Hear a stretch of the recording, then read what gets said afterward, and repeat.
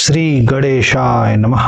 नमस्कार मित्रों, ज्योतिष विषय के अंतर्गत हम लोग नक्षत्रों की परिचर्चा करते हुए आज स्वाति नक्षत्र पर बात करेंगे। इसके पहले हम लोगों ने कृतिका नक्षत्र से प्रत्येक नक्षत्र पर बात करते हुए पिछले वीडियो में चित्रा नक्षत्र पर चर्चा कर रखी है और आज स्वाति नक्षत्र की बारी है। स्वाति शब्द से थोड़ा ध्यान देंगे तो आपको समझ में आएगा स्वतः, और इसका जो अर्थ है वह स्वतंत्रता से है। तो स्वाति आपको स्वतंत्र कर देती है। स्वाति नक्षत्र आपको स्वतंत्र कर देती है।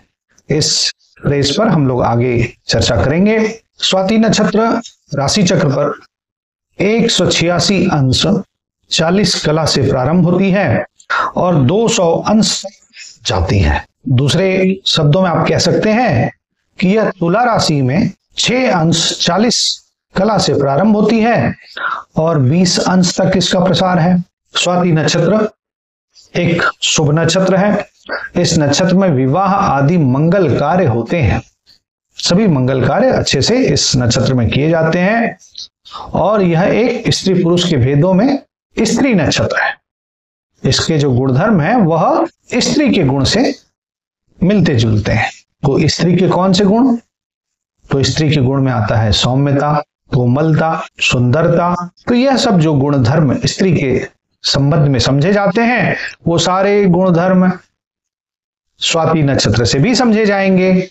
शुभ और अशुभ के भेद में अगर आप इस नक्षत्र को देखना चाहते हैं तो यह नक्षत्र शुभ नक्षत्र, इसमें शुभ कार्य होते हैं। और जो ये नक्षत्र है चर स्वभाव वाला है। चर स्वभाव का अर्थ है चलायमान, निरंतर चलता रहता है, निरंतर परिवर्तन करता रहता है। इसलिए ऐसे नक्षत्र में यात्रा करना, लंबी यात्रा करना, घूमना फिरना, मनोरंजन करना, यह सब इस नक्षत्र में करना बड़ा ही सुखप्रद होता है। इस नक्षत्र का जो प्रतीक कहा गया है वह मूंगा कहा गया है। पिछले नक्षत्र जो चित्रा नक्षत्र है, चित्रा नक्षत्र का जब हमने प्रतीक देखा था तो उसमें मोती आया था, अब यहां पर मूंगा आ गया। तो जरा विचार करिए कि ऐसा क्या हो गया कि यह मोती और मूंगा दोनों नक्षत्रों में है। तो देखिए, जो नक्षत्र है वह पेयर्स में है और यह जो नक्षत्र है यह चित्रा का गुणधर्म लिए हुए है। इसलिए यह संकेत करता है कि भाई उसको हमने मोती देखा तो इसमें हम मूंगा देखेंगे। ऐसा ये मेरी सामान्य समझ है कि यह नक्षत्र चित्रा के गुणधर्म को भी अपने साथ रखे हुए है। आप इसको ऐसा समझिए कि आप कक्षा 5 के विद्यार्थी थे, अब आप कक्षा 6 में चले गए। तो आप जब कक्षा 5 से कक्षा 6 में एंट्री करते हैं तो कक्षा 5 में सीखी हुई सीख को, ज्ञान को आप कक्षा 6 में प्रयोग करते हैं। इस प्रकार से सभी नक्षत्र एक दूसरे से जुड़े हुए हैं, इसका भी संकेत यहां से मिलता है।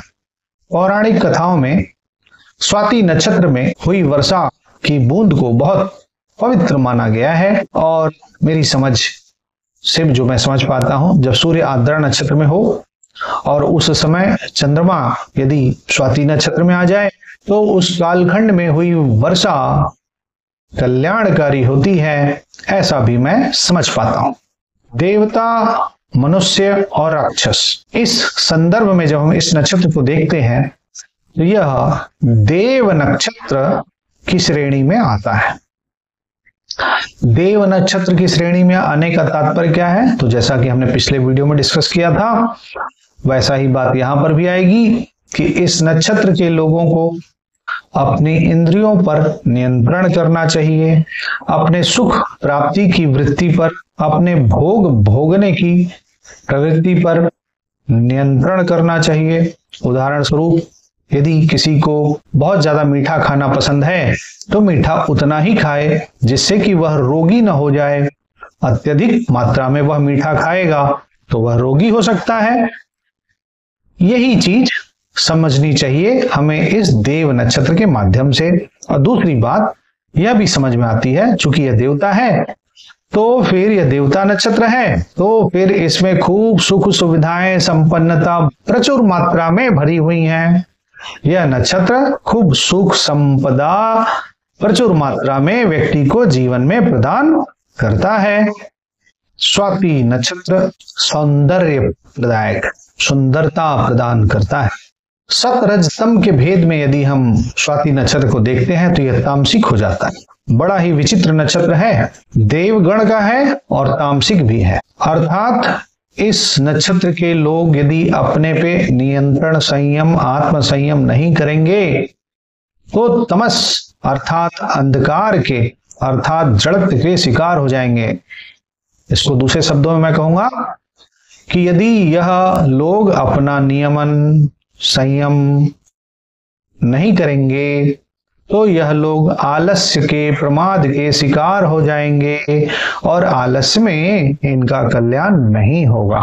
यह नक्षत्र दृष्टि के संदर्भ में जब हम देखते हैं तो सुलोचन दृष्टि का आता है। अर्थात प्रश्न कुंडली में यदि किसी ने कोई प्रश्न पूछा और आपने देखा कि जिस भी वस्तु का प्रश्न पूछा गया वह सुलोचन नक्षत्र अर्थात स्वाति नक्षत्र में है, तो आप ये समझिए कि व्यक्ति को वह वस्तु प्राप्त होने जा रही है, व्यक्ति को वह वस्तु प्राप्त हो जाएगी। वनस्पति इस नक्षत्र की अर्जुन है। अर्जुन भगवान शिव का पौधा है। आयुर्वेद में भी इसका बड़ा महत्व है। लोग इसकी छाल का प्रयोग करते हैं। तो अर्जुन इस स्वाति नक्षत्र का पौधा वनस्पति विशेष रूप से है और इस नक्षत्र के लोगों को प्रयास करना चाहिए कि किसी मंदिर के प्रांगण में जहां पर खूब पानी प्रचुर मात्रा में आती हो दिखता हो वहां पर इस अर्जुन रूपी पौधे को लगा दें, क्योंकि अर्जुन पानी बहुत पीता है। आपको उसकी पत्तियां बड़ी सूखी सूखी नजर आएंगी मगर वो पानी बहुत पी जाता है। इस नक्षत्र के देवता तो वायु देवता हैं, परंतु यह स्वयं में अग्नि तत्व का नक्षत्र है। तो बहुत ही विचित्रता लिए हुए यह नक्षत्र है, बहुत ढेर सारे डायमेंशंस अपने अंदर रखता है। मैं आपको बता दूं कि वायु देवता जब प्रहार करते हैं तो वह आकाश की बिजली से प्रहार करते हैं। तो हो गया ना वायु में अग्नि का स्थान। इसलिए यह नक्षत्र स्वयं में तो अग्नि तत्व का है परंतु इसके देवता वायु देवता है। इसमें भी तारा संख्या एक ही है, मतलब एक ही तारे से इस नक्षत्र को समझ लिया जाता है। और यह नक्षत्र तिर्यंग दिखता है, तिरछा दिखता है। तिरछा देखने का मतलब है कि यह कोई भी कार्य इस नक्षत्र के लोगों को सामान्यतः कोई भी कार्य करना रहेगा तो सीधे नहीं करते हैं, टेढ़े मत करते हैं। और दूसरा इसका अर्थ यह भी आता है कि इस नक्षत्र के लोग मशीनों का उपकरणों का बहुत अच्छा प्रयोग करते हैं। और मैं आपको एक और विशेष बात बता दूं कि यह जो नक्षत्र है आज के कालखंड में जो AI आप देख रहे हैं अर्थात आर्टिफिशियल इंटेलिजेंस जो आप देख रहे हैं उसमें स्वाति नक्षत्र का बहुत प्रभाव है। मैं देख रहा हूं बहुत बच्चे आते हैं और उनका यदि स्वाति नक्षत्र में दशम भाव का संबंध बन जा रहा है तो वह बहुत अच्छा AI की दिशा में जाकर के कार्य कर रहे हैं। तो ये AI का नक्षत्र है। इस नक्षत्र के लोग AI की फील्ड में बहुत अच्छा कार्य करेंगे। वैशाख का महीना हो और स्वाति नक्षत्र लग जाए तो उस दिन शुभ कार्य नहीं करने चाहिए, नहीं तो वह शून्य फल देता है, उसमें कोई शुभ फल नहीं मिलता है। और ठीक इसी प्रकार से यदि शनिवार का दिन हो और स्वाति नक्षत्र लग जाए तो यह सर्वार्थ सिद्धि योग हो जाता है, इस दिन बड़ा शुभ हो जाएगा। तो सामान्यतः शनिवार को लोग अवॉइड करते हैं, परंतु यदि स्वाति नक्षत्र के साथ शनिवार मिल जाए तो आप उस दिन कार्य कर सकते हैं। अच्छे कार्य, घूमने फिरने टहलने घूमने के सारे कार्य करिए। इस नक्षत्र का जो नामाक्षर आता है वो आता है रू, रे, रो, ता। पहले चरण से रू, दूसरे चरण से रे, तीसरे चरण से रो और चौथे चरण से ता। यह 4 चरण के लिए 4 नामाक्षर हैं। और मैं आपको यह भी बता दूं कि इस नक्षत्र के प्रथम जो 2 चरण उतने उत्तम नहीं है जितने कि बाद के 2 चरण उत्तम हैं, जिसमें कि चौथा चरण ज्यादा उत्तम है। तो प्रत्येक चरण का भी अपना महत्व प्रत्येक नक्षत्र के अंदर है। तो आप यह समझ लीजिए कि इसका चौथा चरण बहुत शुभ फल प्रदान करने वाला चरण है। काल पुरुष के अंग पर जब स्वाति नक्षत्र को देखते हैं और स्वाति नक्षत्र के माध्यम से हम काल पुरुष के अंग को समझने का प्रयास करते हैं, तो काल पुरुष के दांत स्वाति नक्षत्र का संकेत करते हैं।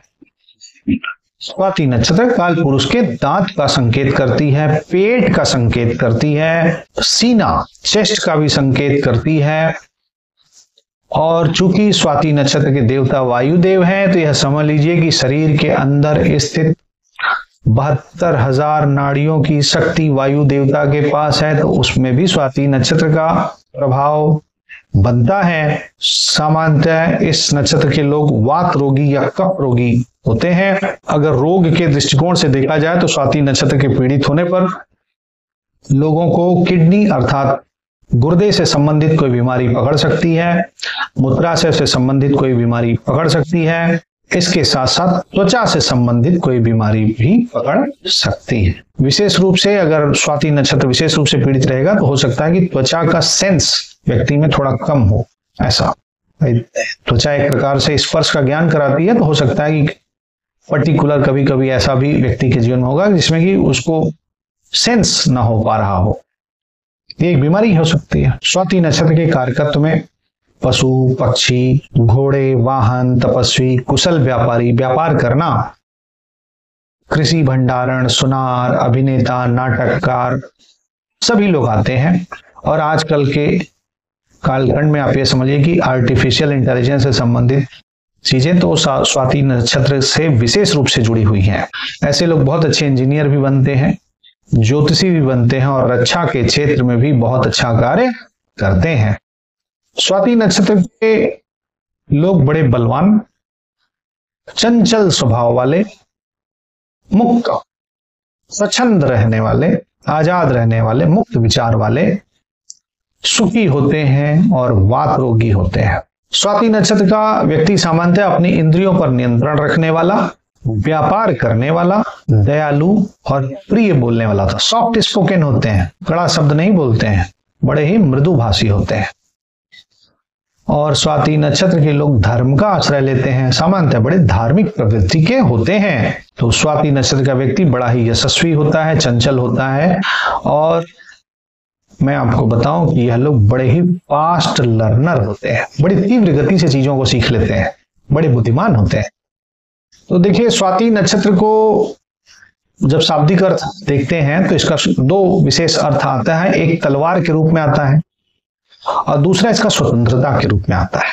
जो मेरी समझ है वो स्वतंत्रता की तरफ ज्यादा झुकी हुई है और मैं बताऊंगा कि मैं इसे क्यों ऐसा देख रहा हूं। साथ ही साथ जो तलवार की बात भी लोग करते हैं, तो सही बात है कि भाई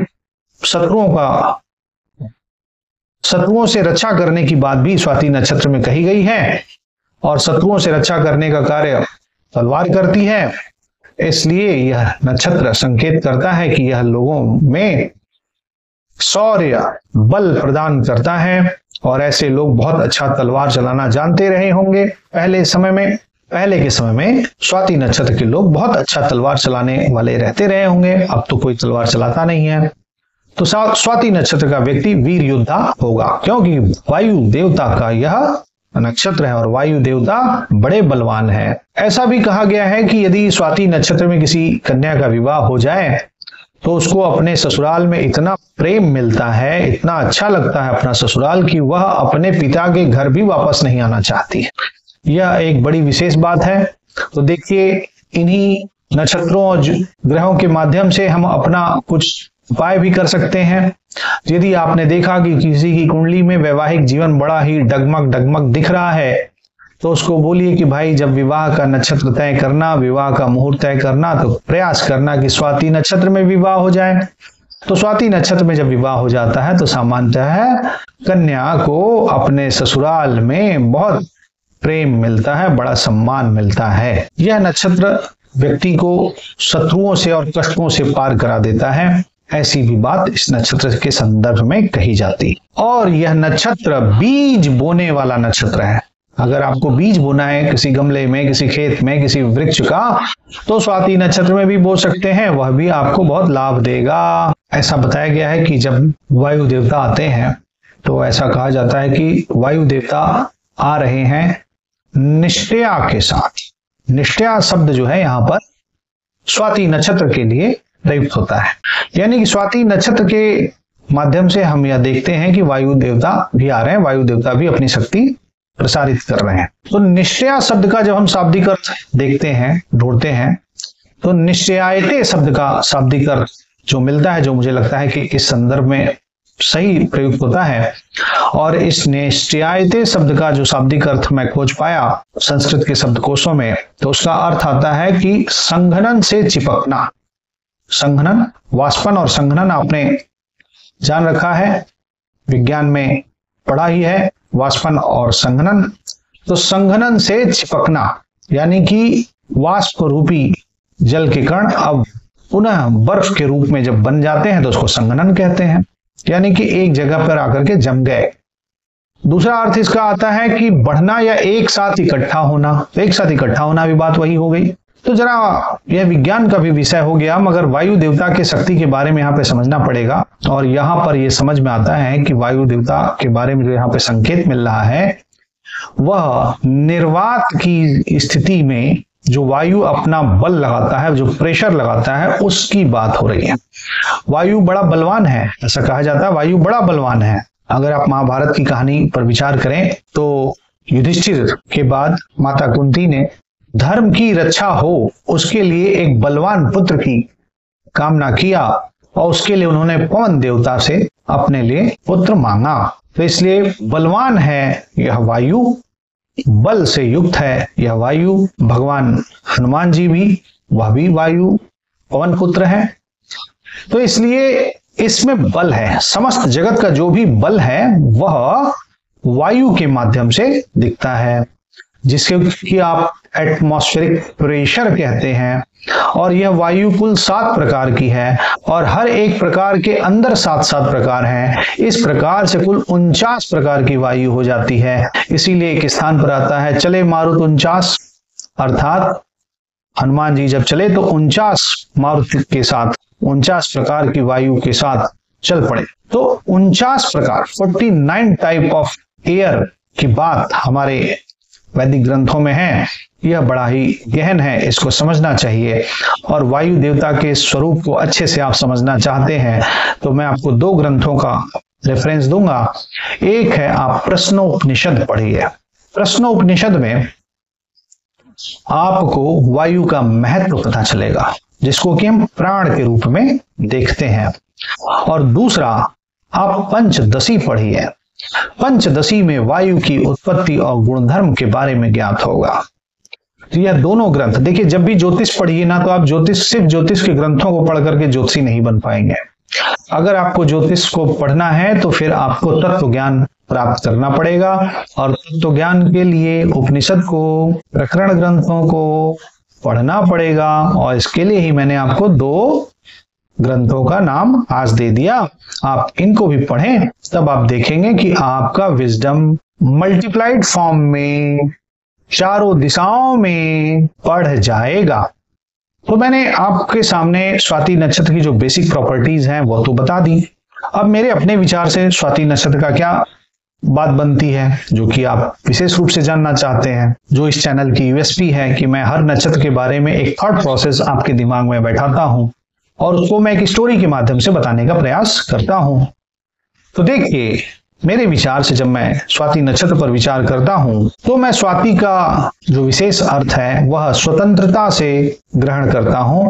मैं स्वतंत्रता जो इसका अर्थ है उसको विशेष रूप से ग्रहण करता हूं।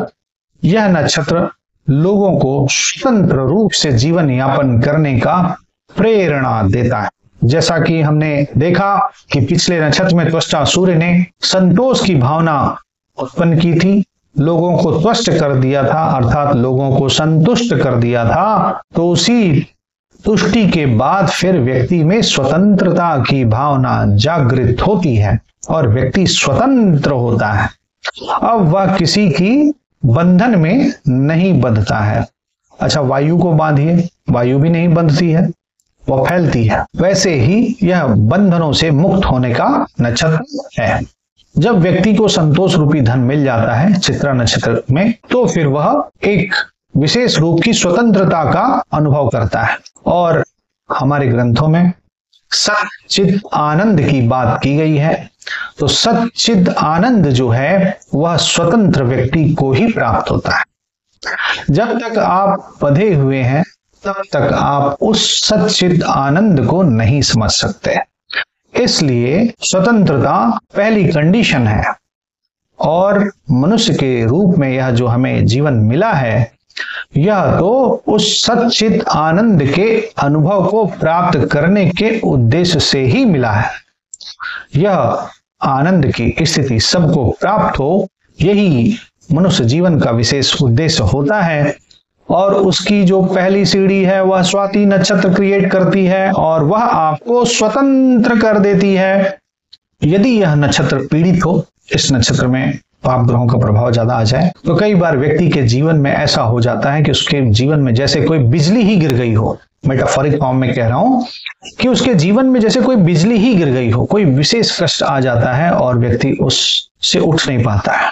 आप इसको ऐसा समझिए कि वायु देवता जब कुपित हो गए तो उन्होंने प्रहार कर दिया, और प्रहार तो वह बिजली से ही करते हैं। वायु की जो तलवार है वह खुले गगन में तड़कने वाली बिजली के रूप में समझी जाती है। तो बिजली गिरती है जीवन में जब स्वाति नक्षत्र में पाप ग्रहों का बहुत ज्यादा प्रभाव हो और पाप ग्रह इस नक्षत्र को पीड़ा दे रहे हो, किसी शुभ ग्रह की दृष्टि ना हो तब।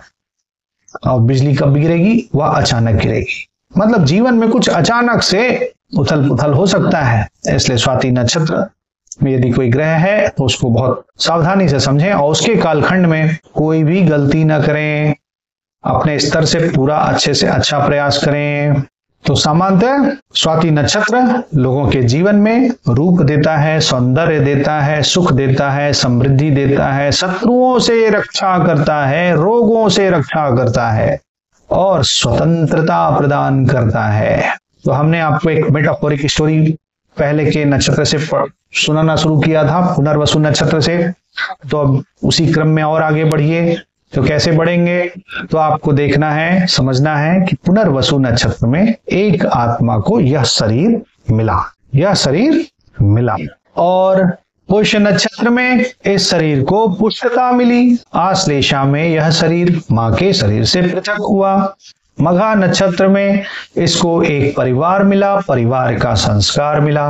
पूर्वा फाल्गुनी में विवाह हुआ, उत्तरा फाल्गुनी में गौना हुआ, उसकी गृहस्थी प्रारंभ हुई। हस्त नक्षत्र में उसने पुरुषार्थ किया और अपने परिवार के पालन पोषण के लिए उसने पुरुषार्थ करके भरण पोषण का कार्य शुरू किया और सविता सूर्य से प्रेरणा प्राप्त करके उसने धन की प्राप्ति की। चित्रा नक्षत्र में उसने अपने इस जीवन की श्रेष्ठता को प्राप्त किया, अर्जित किया, और उसके बाद वह संतुष्ट हो गया। संतोष के धन को उसने समझ लिया और संतोषी हो गया। जब वह संतोषी हो गया तो वह स्वतंत्र हो गया। स्वाति नक्षत्र के प्रभाव से वह स्वतंत्र हो गया और उसने जीवन के एक बहुत बड़े अनुभव को, बहुत बड़े सोपान को प्राप्त कर लिया। यह स्वाति नक्षत्र का संकेत हो गया।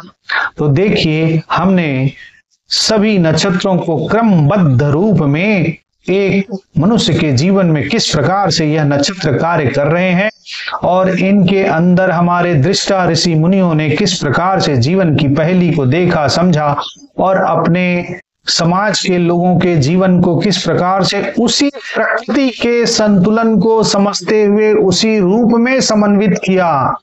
जैसे कि माला में मन का गूंथते हैं, वैसे ही एक एक नक्षत्र के अंदर का जो तत्व था उसको देखते हुए ही हमारे ऋषि मुनियों ने हमारे समाज के लोगों की जीवन शैली को उसी रूप में गुथा, और इसीलिए इसको यत् पिंडे तद ब्रह्मांडे कहते हैं। स्वाति नक्षत्र यत् पिंडे तद ब्रह्मांडे के क्रम में स्वतंत्रता प्रदान करने का नक्षत्र हमें मिला, और यह सभी नक्षत्र यत् पिंडे तद ब्रह्मांडे की व्याख्या को समझते हुए ही हम लोग कर रहे हैं। साथ ही साथ ज्योतिष को समझना है तो आप यत् पिंडे तत् ब्रह्मांडे के मूल स्वरूप को जान लीजिए, आपको ज्योतिष बहुत अच्छे से समझ में आ जाएगी।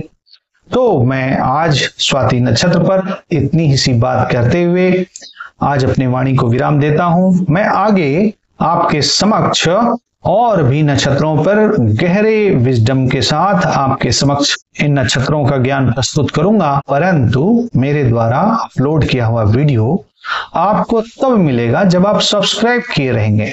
अगर आप सब्सक्राइब नहीं करेंगे, लाइक नहीं करेंगे, तो फिर आप तक वह वीडियो पहुंचती नहीं है, फिर आप इस दुर्लभ ज्ञान से वंचित हो जाते हैं। तो मैं आशा करता हूं कि आप मेरे इस चैनल को सब्सक्राइब कर चुके होंगे। आपने इस वीडियो को देखा, आपका बहुत बहुत धन्यवाद। नमस्कार।